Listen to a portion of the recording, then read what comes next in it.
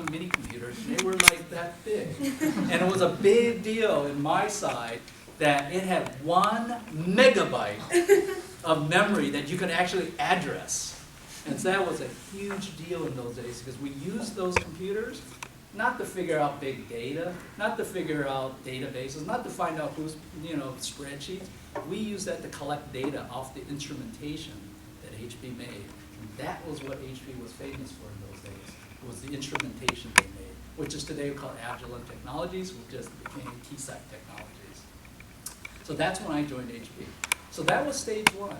And I did that role for about 5 or 6 years, and then I had an opportunity to become a manager of systems engineers. And those were the days kind of when I met Don. Don was one of the guys that joined our team in those days. And that was my first experience as a leader. And one of the things I want to do this morning is talk a little bit about the difference between leadership and management. Because management is getting a hard rap nowadays. Because it's better to be a leader than a manager.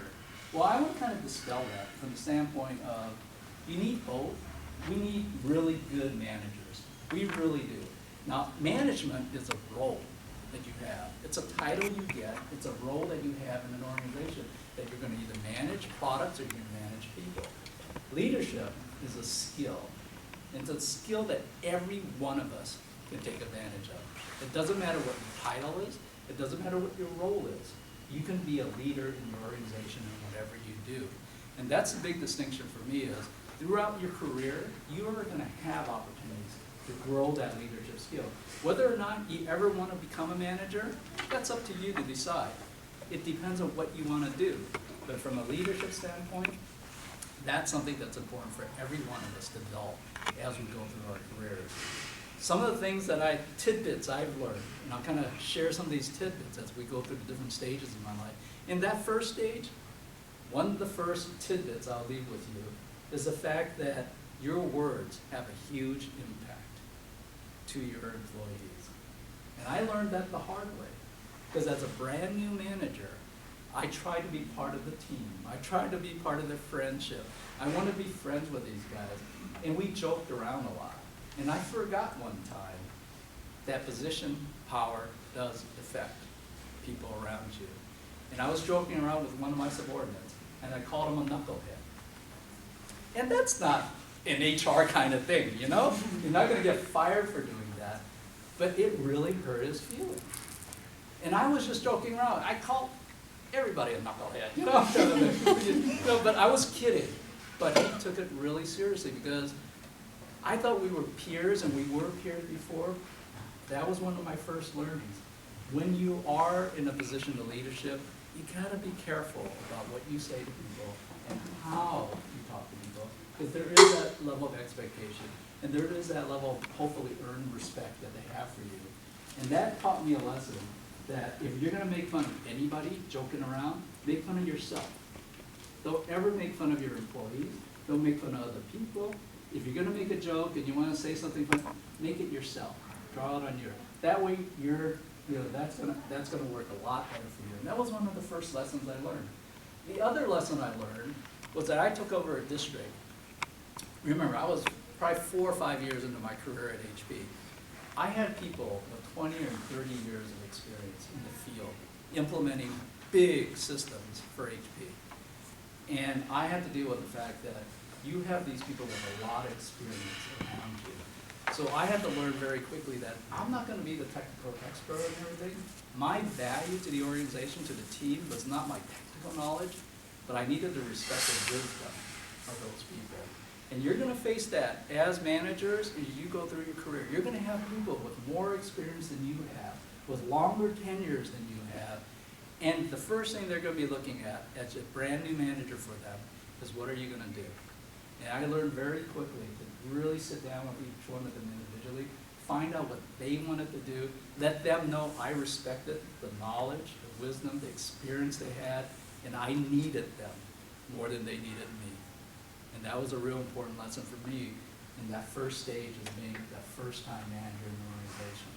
So that was stage 1 in my life, going through that process. And I did that for about 4 or 5 years, and that's when I went into stage 2 of my career. And stage 2, actually spanned a longer period of time. It's more like 10, 15 years of span at that point. And the first thing that I want to mention in that stage 2 was I had an opportunity to do a startup at HP. And that's when I left the field. I left guys like Don and moved into a brand new organization at HP. And that was the opportunity to start something what they called in those days the Customer Information Center. And it was HP's first pre-sales call center. And it was also our first entree into doing telesales as an organization. Today, we have telesales centers everywhere. We have pre-sales call centers everywhere. But back in 1987, it was a brand new idea that people didn't know whether or not it would work or not. So that was a brand new thing. And what got me to take that job was I had an opportunity that was brought up to me. And for me, it meant that I had to leave my comfort zone. Because I grew up in the field, I loved working in the field, I understood what the field, and I knew what my progression plan was going to be. If I did a really good job as district manager, I'm going to become an area manager. If I do a really good job as an area manager, I'm going to become the regional manager. And maybe I'll even be a worldwide manager one day. And I knew exactly what I was going to do there. But this opportunity came up, and I had to make the decision. And it was one of those once in a lifetime things where literally for me, it was a lateral move and a little downwards because I lost my company car. And I'm going, I'm going to lose my company car. I've always had a company car. I don't even own a car. I'm going to have to buy a car. And you know, you go through that process of thinking, weighing things up, and you finally get what got me to make the decision was, if I turn this down, what I regretted, would I look at Don who did take the job and then go, dang it, that could have been my job. And that's what got me to say, you know, that is a unique opportunity. This is a chance to do something that nobody else has done before. I'm going to do it. I'm going to take that calculated risk. And that's what you're going to do in your career is you're going to take calculated risk when you move from leadership to a different organization. Because you're going to leave that comfort of wherever you're in today, and you're going to move into a job that's very different, and you're going to have to reestablish yourself, and you're going to have to figure out what's going on there. And that's what I did was, you know, that was my first chance to now not only do a startup organization, but actually hire managers that would be working for me. And that's how I got into that next level of management. And there were a lot of things there where, you know, we were a brand new call center. And so who do we hire into our call centers? No, not you. You were one of experienced guys. Mostly college hires. It's like one giant frat and sorority party in a call center. You gotta believe that. And I mean, you go from all the way from people dating each other, and you're going, no, that's not a good idea. You gotta see each other afterward when you guys break up. All that kind of, all brand new young people. And one of the things I learned as a leader in that organization is you have to lead by example. If there are priorities, if there's behaviors you want people to see, they're looking to you as the manager of that organization to really be the role model for that. And that's one of the most important things I learned in that particular role. What you really do have to be that role model, because you can talk all you want about the values. You can talk all you want about how important it is to talk to a customer and how to talk to a customer. But until you get there and you get on the phones and sit with them and take the call out of their hand and say, I'll handle this next call, and they see that you're willing to put yourself out front, they're not going to learn from you. And so I learned that in order to really get the effect that you want as a leader, you have to model the behaviors that you're looking for. So that was one of the things that came up with there. And the biggest, I think, aha for me that made a really big difference, this is another one of those moments, these milestones was, so we were so new as an organization, this Customer Information Center, that the board of directors actually had a meeting on our site. And it was cool because we got the whole place repainted because of the fact that the board of directors was coming. You think that the executives at this company don't care about the executives above them? Nah, I'll tell you. Little things like even the stairwells were repainted. Not that they would even walk down the stairwells. But anyway, Bill and Dave actually came to the board meeting because they were no longer in the day-to-day, kind of operations of the company. They showed up. And at the end of their board meeting, we gave them a tour of this new Customer Information Center. And I still remember to this day, we were like in a startup mode, and there was like a lot of empty space, and we had pods going on and everything. And we had John Young, who was our CEO at the time, give a little talk and say, I really thank you. This is a great operation. hopefully this will really work out.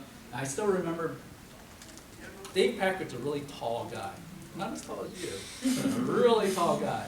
And I'm sitting next to him, next to my cubicle, and he leans over. Is it okay if I say a few words?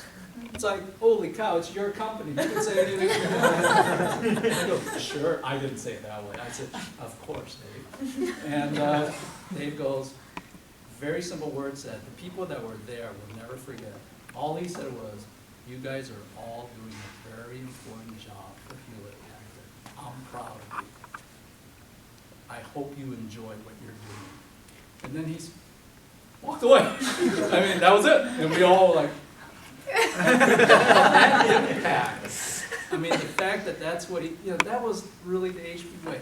He walked in there and those simple words, people that worked for me in those days, they still remember him saying that. That's the impact he had. And so that's what I learned there. The other job I took on in the stage 2 of my life was I had an opportunity to go into HR.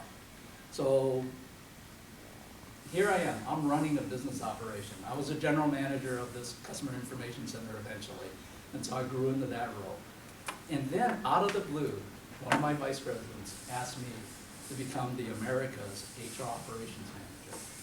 Very, very different, a totally different role for me. And again, I had to go through this risk analysis or this calculated risk thing of, do I want to do this?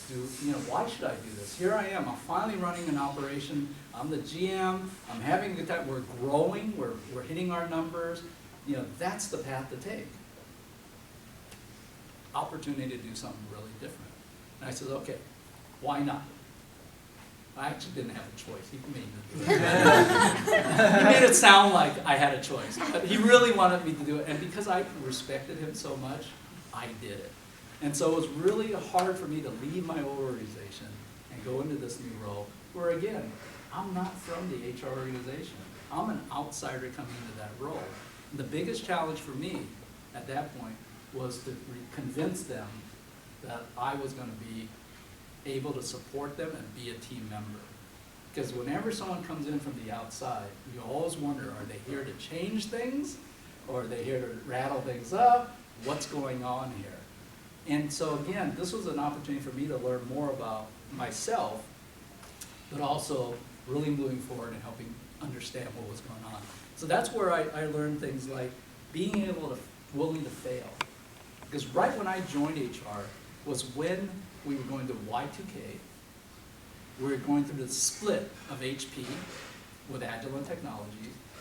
Also, a year later, we merged with Combat Computers. And all while that was happening, Susan Bullock was our executive vice president of HR. She wanted to transform HR. Prior to this time, HR was a very administrative function. She wanted to change it to one that was a business partner. So they made that change. And so I got to join HR right at the time when things were just moving and changing.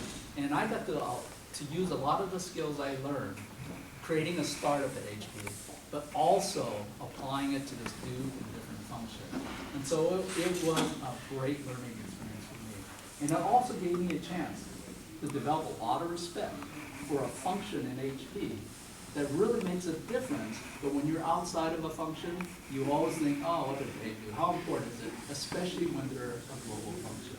So I learned a lot out of that. But again, from a failure standpoint, some of the hardest things we did was we consolidated call centers across the US into one single call center again. And this now was for our HP employees. This was a model we were going to use across the world, and that's where we are today. But at that time, it was different, it was new, and it was really hard to do. Because it meant if you were in the Fort Collins call center, you were going to lose your job. If you were in, Atlanta, Georgia, probably going to lose your job. Because we're bringing it all here into the Bay Area. So those are the hard things we had to do, and I had to learn. Because that's the first time. When you're doing a startup like a call center, it's high energy. Everything's good because you couldn't hire people fast enough. Now I'm in a situation where you're trying to rebuild an organization, totally different skill set. And so as a leader, now it's not the rah, rah, rah stuff that you're used to doing where, we got to do better. Now it's really having those hard conversations with not only your management team, but also the employees that work for you one-on-one. Because as a leader in the organization, you can't just say, well, I'm too many layers above you. You go talk to your immediate manager. No, you better be prepared to talk to those individuals yourself and have your story straight. So those are some of the hard things that I learned in that one. The other one was going into that role, HR people didn't know who I was. So I had to rely on my reputation. And so luckily my reputation was a good one running the other organization. I had people like Don rooting for me. So I was successful, but again, all through your career, you're gonna have to build on your reputation a little bit at a time, because that's what people will go back to and referencing. What did he do in that last job? Was he a leader? Just because people are saying good things about him now, what is his past? How did he perform in the past? You know, what do people think about him or her? You know, what are the results that they've had in their career? So reputation is not something you just decide, okay, starting next week I'm gonna clean it all up and everything. You gotta work on that and make sure that it follows you so that you can continue to build on it. And today, people like working for people they like. I know in my career now, that's totally what it's all about. It's the people I work with. The job's the job, quite frankly. It's really the people I work with nowadays. And the other thing in this role that I was in now was that I had to learn to look at things from a much bigger picture standpoint. Because when I was working with the Customer Information Center, it was kind of a US kind of thing. All of a sudden in this new role, it was an Americas level, which was Canada, US, and Latin America, and we were part of a worldwide team. And so you start having to learn as a leader to not only focus on what's important to you and getting your job done, but from a team standpoint, you've got to understand as a leader how it affects other people in your organization or outside your organization. Because especially in a matrix organization like we live in today, you don't have control. No matter how high up you get, even if you're an EVP at HP, you're still working in a matrix. It's not all about, you don't have a self-contained world. You have to work with the other people. And you have to have that reputation again where you're willing to give sometimes. You're willing to understand why they're pushing on what they need. And you gotta sometimes have to look at your own organization and say, that's probably not the best for me, but I've gotta do it because it's good for the whole company. And that's where you learn as a leader to really kind of go beyond just your world, your organization, to kind of the broader aspect of what else it can help. And that was a part of stage 2. So then I go to stage 3, where I left HP. So in 2007, HP made me an offer I couldn't refuse. They offered an early retirement program where by combination of years of service and my age, I qualified. Barely qualified, but I qualified. And it was an offer you couldn't refuse. It was too good to be true. So me and probably 2,000 of my best friends, we all took it, and we all left HP. And then from there, I had a chance to go into the financial services industry. Now, that probably was not the smartest thing to do. If you think back to 2007, what was happening? It crashed. And that was when B of A and all these people, they were all in trouble because big banks, they're screwing people. Financial industry, services industry was probably not the best place to go. But I went there, okay? Not always good judgment. Don't do everything I do. I went there because I was on the board of directors for this financial institution. And after about a year of bumming around, the CEO asked me to join them as an individual contributor to start doing some of their business development work. So I did that. And after a little while, I actually ended up being kind of the vice president for all their retail operation. And so that's all the banks. That's all the branches across the country. And so what I learned there is, especially in those kind of situations, an individual branch sitting in Oregon or sitting in Atlanta or sitting in Herndon, they don't see what's happening at corporate at all. You know, corporate could send whatever messages they want, but at the end of the day, they represent the entire organization to the customers that they serve. And so my role, as I went in there, again, this is where you have the role model, is I visited every single one of those branches. I spent time with the branches, helping them understand why it was important, why customer service was important, Why was it important for us to grow? Because they're thinking, why do I need to get more clients? All the new hires that come in, they're vice presidents and directors. And what we want them to do, one of our greatest challenge is when a new executive joins our company, is to convince them in the first 90 days that this was the best decision they ever made. And that's why we have something called executive onboarding, because that's my chance to reinforce that that was the right decision. Because these guys were VPs or even CEOs of their own companies before, and even at that level, they have doubt. They have buyer's remorse. Because, you know, it's great, I got this job with HP, I'm gonna make a lot of money, and I'm not part of this big company. And they join, in the first 30 days, they go, crap, it's a big company. There's a lot of red tape. Oh man, I'm a small fish in a big pond now. I used to be the biggest fish in my pond. And so my role is to really help them understand why they made a great decision to join HP, where we're going with the machine, why we have the management structures we have. Our values are so important. You know, our transformation areas, those things are really important, and help them realize that, okay, it was the right decision to make. And whether you're a new hire straight out of college or you're coming in at that senior level, it's still important for you to feel like that was the right decision for me. I want to be part of this company, and I want to be part of the growth of this company. And so that's what I get to do on a day-to-day basis. And what I would say is that as I went through this, you know, things that I've learned is always be genuine. Be genuine, because when you're genuine about it, people will see that, it comes across. When you're disingenuous, sooner or later it will come through. So whenever you have interactions with people, whenever I do, I try to be genuine about it. Sure, you know, you're politically correct, and you know, sometimes you got to be a little softer about things. You don't want to be direct about everything. But the bottom line is be genuine about what you're doing. The other thing is be a lifelong learner. That's one thing that I tell you take away from this is, you know, learn every day. Try different things. You're going to be in different stages of your career, and you're going to decide, is it time? I had a chance to move to Canada. I was being interviewed to be kind of the, what they in those days, they called the president of Canada. And it was right at the point of my time where my kids were young, and my daughter was in high school. And my wife said at that time, she's going to hate you if you do that. Because you're moving from sunny California to Toronto, Canada, where it snows and it gets cold. My son was a little younger, and so he was excited because, oh man, there's going to be snow and there's going to be hockey. My daughter in high school would have been, right, you're going to take me out on all of my friends, everything. So sometimes your life will dictate whether or not timing's right for you to do certain things in your life. And so, you know, again, you know, be a lifelong learner, because you're going to have opportunities. The thing that made me the saddest was when I was in HR, and you know, some of you guys are in the room know about this, is, you know, we went through a phase where we got rid of manufacturing in the company. We went through a phase where a lot of the old admin functions that we had left the company. And it was really sad having conversations, because I was in HR in those days, with these individuals that were devastated because their jobs are going away. But it's hard because those skills are not required anymore. And so we talk a lot about career self-reliance.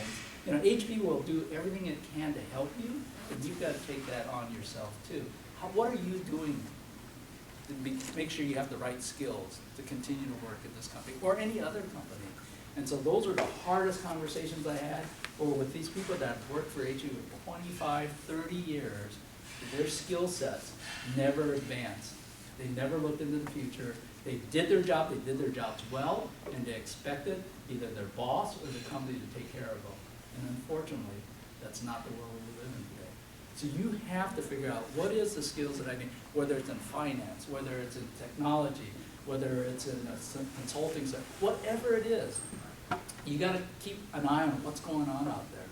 You know, if you get a chance, there's a video on YouTube called the Fourth Industrial Revolution. And it talks about how things are changing rapidly. It was just shown at the World Economic Forum earlier this year. It talks about how things have just advanced so far and so fast, and how things are changing and what they expect as we go in. It's not only affecting technology, it's affecting health, it's affecting everything we have out there. So those are the things that we're going to be doing as a company and enabling other companies to do, but how are we as individuals keeping up with that as well? So what I'd like to do is kind of end with a story, because last night I got a chance to listen to Malcolm Gladwell. You know who he is? Blink, famous author. Wild guy, crazy guy. He was an incredible speaker. He was at the San Mateo County, San Mateo Peninsula Performing Arts Center. So he's part of the speaker series. And he was talking about one of the things that scares the heck out of him right now is Silicon Valley leadership. It scares him.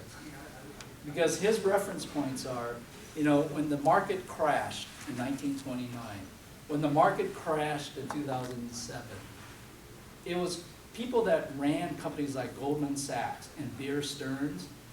They got to where they were because they believed, those CEOs believed so much in themselves and what they knew about, that even though the world was crumbling around them, the guy at Goldman Sachs was at a bridge party when his company collapsed in 1929.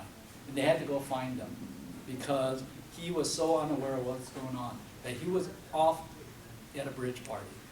The guy at Bear Stearns basically was on vacation on a golf course when all this was happening. So in their world, because they had so much data around them, and they were convinced that everything was fine and this too shall pass, that they failed to see what was coming.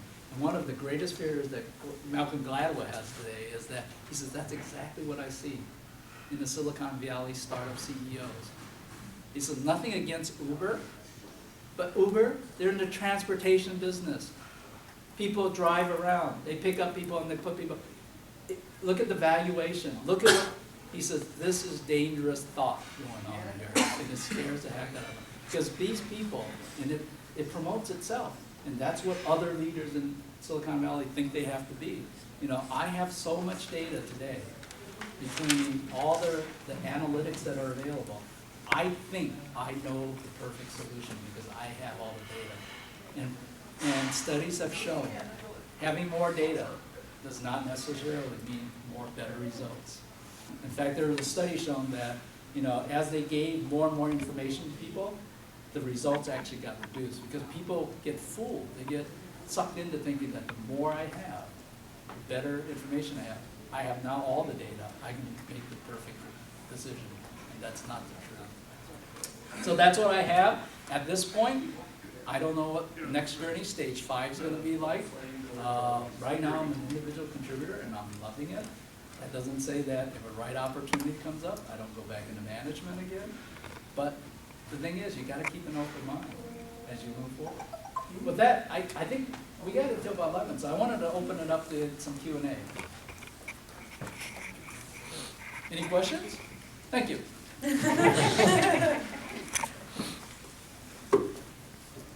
I'm really interested in what you're saying about Silicon Valley leadership kind of being, like here I think it's easy to get caught up in that mindset, and do you think there's a good way to change your perspective to have a bigger picture view? Yeah, I think there is. I think instead of only focusing on reading about how, the Silicon Valley leaders are doing, look outside the valley too. I mean, look at other industries. I mean, that's the other challenge. I mean, the nice thing is, different from 1979, you do have the internet. Back in 1979, we didn't have the internet. We didn't have cell phones. You couldn't just look things up. You could learn so much. When I first joined the credit union, for instance, I didn't know anything about curves, some of the financial stuff. I went on YouTube, went to the Khan Academy. In a week, I sounded like an expert. I was about that thick, okay? My knowledge level was that thin, but I could walk in a meeting and I knew the terms, I knew the acronym. They thought I knew about, financial systems and everything. You can learn so much. You can YouTube things about growth curves. You can YouTube things about, what's the latest in terms of innovation, TED Talks. Those are all things I would encourage you to really listen to hear what else is going out there. And the best thing you can do is force yourself to get out of the high-tech industry, force yourself to get out of Silicon Valley, and look at something else, whether it be in the art side, the performing arts, but expand your mind. Use the left side of your brain as well as the right side of your brain. Because the more you do that, it'll help you in whatever role you're in. Because now you've broadened the amount of information that you understand and know about, and you can bring some of that together. But yeah, I mean, if you look at even world economics, man, the Silicon Valley, this greater Bay Area, this is totally an anomaly. You look at housing prices here, you look at what people get paid here, you look at what companies do for it. It's bizarre, you know, it's different. Malcolm Gladwell made a point. He says in New York, where he lives, people go to coffee shops to take a break. When you're working, you go take a break, you go to a coffee shop, enjoy yourself. He goes, I'm in San Francisco on Larkin Street, I'm in a Starbucks. And people there are working. So where do they take their breaks? They work in the coffee shop. And so it's a bizarre world that we live in. You know, we have buses going around. We have Uber, self-driving, you know, we have Google self-driving cars going around. This is like Disneyland here in Silicon Valley. This is not the rest of the world. So I think, you know, good point. Get out there. Figure out what else is happening out there. But don't make this your mental model, your only mental model. This is not the normal model of the world. Yeah. It's kind of like the flip side to your question. So I'm very new to the technology industry. And a lot of times going into it, I actually came from an investment bank. So it's funny that you dipped in that. I started in 2009, so it was particularly interesting. And so I guess sometimes, and maybe other people who are newer to the industry or just younger than I am and are new to the professional world, sometimes I feel a little intimidated because I don't know anything about this world. You know, this communicating. I work in corporate communications, so communicating things like about cloud or converged these are things that I've never heard of before. So sometimes, you know, I kind of sit back and think, really, what do I have to add here? You know, what sort of value do I have to add? I'm not an expert in this. I don't know the first thing about it. So what sort of, seeing that you've jumped around either within the same industry and roles, and also when I imagine you may have felt the same way when you jumped to financial services, what are some advice you can give to kind of, help us reassure ourselves that we can add value and, this is how? Well, what you can do really is bring an outside perspective, and I think that's a real valuable thing. We all lose that after we've been in the company for a while because we become part of the DNA, we become part of the board. You know, that happens. What I would recommend is, it is weird. It's like when I switched and I became the strategic alliance director for Cisco, I had to learn all about networking. They had a whole different, language that they used. Luckily today, things like cloud, composable infrastructure, things like that, you can get on YouTube. You can Google stuff and find information about it. So I would certainly ask you to do that because you can see what other people are saying about those particular technologies. And you're probably pretty smart. I've never been the smartest guy in the room, so I've always been able to use smart people around me. And that's what I would do, is ask me, what do you think? What's your view of what the cloud is really? Ask people, there's a lot of people around. And that's one of the challenges. And if you can do that, we can all do that too. One of our greatest challenges right now as a company is for every employee to be able to talk about the 4 transformational areas in their language, in their context. So how would you describe the 4 transformational areas to your mother or to your kid in a way that they would actually understand and be able to relate to it? Transform's all about the hybrid infrastructure. What the heck is a hybrid infrastructure? I have a hybrid car, but what is a hybrid? Talk to them about being able to use technology and servers, networking, and storage, how that fits together, and how companies are having a challenge doing that. What's protect about it? It's about really protecting the whole thing so that, just like in your house, you have a perimeter alarm system. Make it in terms that people can understand. Help them. And the more you do, that's what we're trying to do as a company. Because it's not about tech talk. It's about how do you translate these products and services, these solutions that we have, so customers really could, solve their business problems. So I would encourage you to learn, Google, go to professional, you learn from the technical side. The other part of it, I think the hardest part for you from a comm standpoint is how do you make it work? What resonates with the field? what resonates with the industry out there. And that's where I think you draw, especially, you have experience in the investment services side of the house, draw from that experience, talk to people, use your network. Don't try to do it yourself. Use the knowledge and the wisdom of the people around you. That's what I would recommend. Anybody else? What kind of advice would you give to us? A lot of us are early in our careers, and as we go through our career paths and we have to make, important or difficult decisions that'll change, where we are in the next 10 years. What is some advice you would give to us? Wow, so those are big ones. Again, like I did, I think you want to, how is it going to enhance your life and your career? Is it something you want to do? We've said it many times. Management is not for everybody. Leadership is something everybody could do. But from a career standpoint, don't make your aspiration becoming a manager just because you think that's the next level, that's the next job. Management has its own set of headaches that come with it, okay? And managing people is a tough job to do. It's something that you have to learn and you'll struggle with, you'll always struggle with, and it's hard work. Beyond just managing the programs and projects that you're responsible for. So don't make management your only aspiration to go after.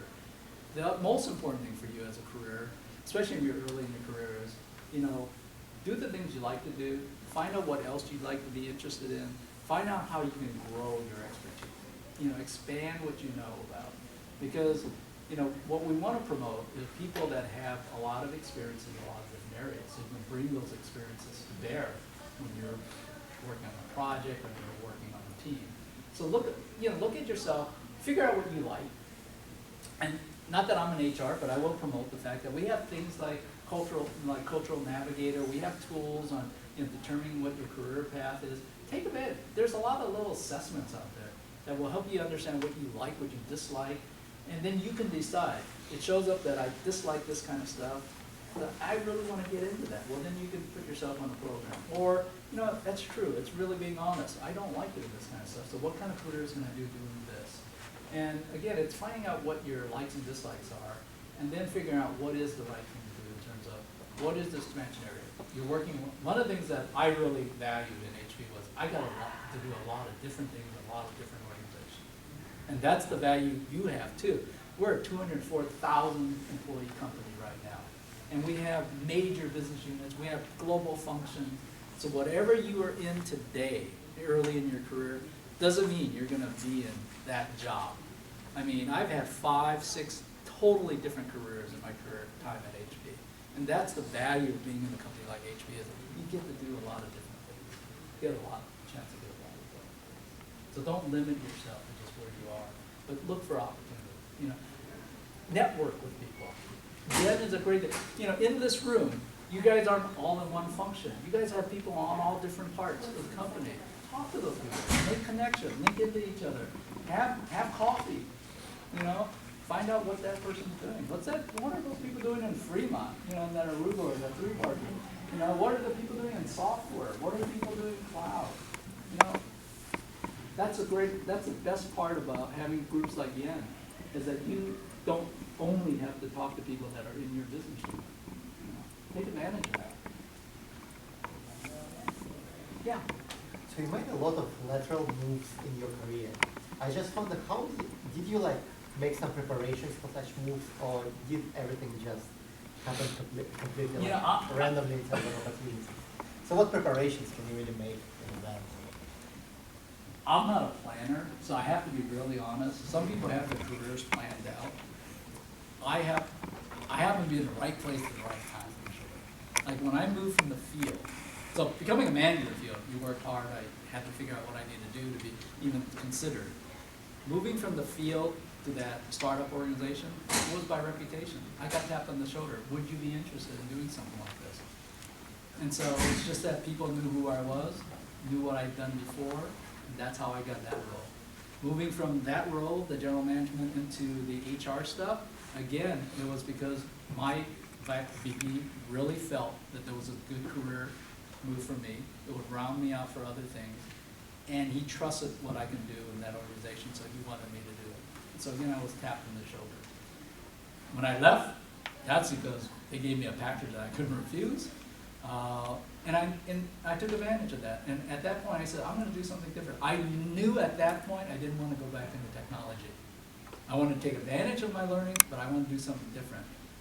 Maybe choosing the financial service industry along with the CEO. They hired a new CEO. Him and I worked together for about a year. And I was at a stage in my life where if I'm not having fun, I'm not going to work here anymore. And so I quit. And you know, we didn't have arguments or anything. We just had differences of opinions. And I decided that there's plenty of people that can do the role that I'm doing here. I'm going to take a break. And that's how we scheduled it. We said, I'm taking a break. And so I left the industry. But again, you know, I didn't plan for that. I think some of the hard ones were, like when I took some of these lateral moves, they were actually, you know, like losing the car. I meant that, you know, I had to go buy a car and everything.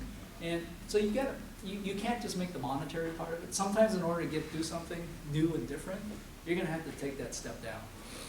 I've had people that I've mentored where, you know, I really want to get, they're in technology, and they really want to get into marketing or something, or they're in communications or something. It's a whole different job. You can't expect it to come right across at a master level or something like that. And so again, you have to make those sacrifices sometimes. You have to make those sacrifices. Yeah. And you got to think, okay, from a family standpoint, from a financial standpoint, anybody else? Yeah.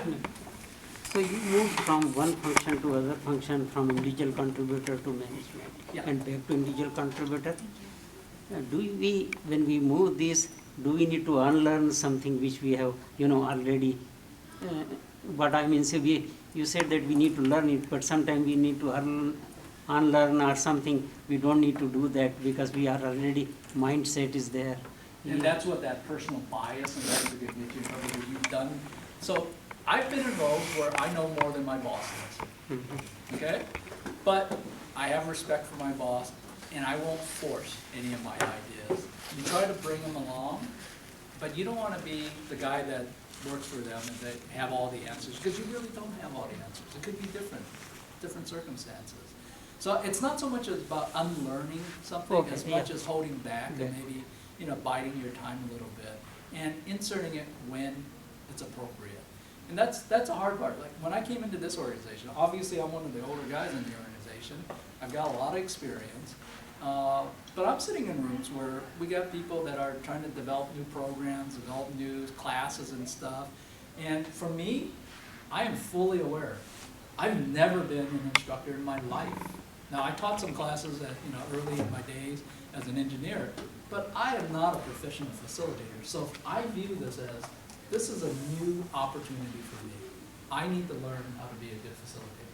If I'm going to do this job well, I can't come in here and say, well, I've got 30 plus years of experience and I've been a general manager, I know what I'm doing. No, I came in here with, I'm going to learn from you guys. And I've got instructors that I work with that are half my age, but they are so good at what they do, and I can learn from them.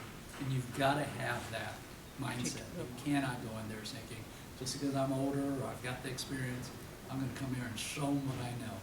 You know, you got to have that attitude that you're going to learn, especially if you're changing roles. Now, over time, you prove yourself, you know, your reputation will go up, and they're going to value what you have to bring to the table. Absolutely. Thank you. All right, it's 11 o'clock. We can give a round of applause.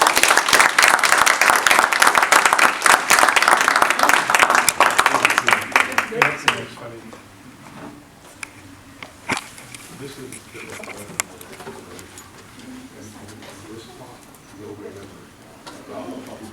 the